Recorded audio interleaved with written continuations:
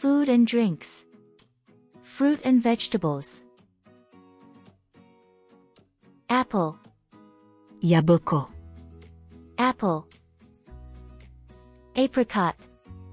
Meruňka. Apricot. Avocado.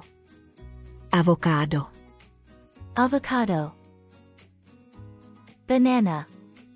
Banán. Banana. Blackberry. Ostružiny. Blackberry. Blueberry. Borůvky. Blueberry. Cherry. Třešně. Cherry. Coconut. Kokos. Coconut. Cranberry. Brusinky. Cranberry. Gooseberry. Angrešt. Gooseberry. Grape. Hroznové víno. Grape. Grapefruit. Grapefruit. Grapefruit. Kiwi fruit. Kiwi. Kiwi fruit. Lemon. Citron. Lemon. Lime. Limetka. Lime. Mango. Mango. Mango. Melon. Meloun.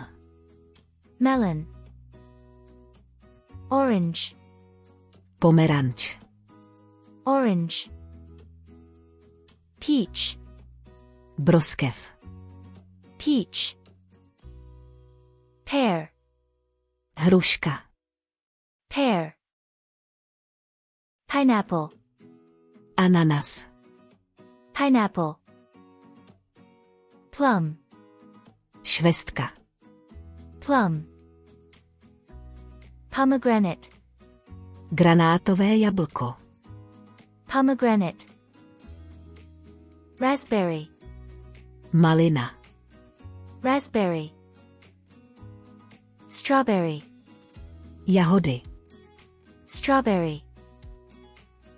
Tangerine. Mandarinka. Tangerine. Are they ripe? Jsou zralé? Are they ripe? How long will they keep? Jak dlouho vydrží? How long will they keep? Artichoke. Artičok. Artichoke. Asparagus. Chřest. Asparagus. Aubergine. Lilek. Aubergine. Broad beans. Fazolové lusky. Broad beans. Broccoli. Brokolice. Broccoli. Brussels sprouts. Růžičková kapusta. Brussels sprouts. Cabbage. Zelí. Cabbage. Carrot. Mrkev.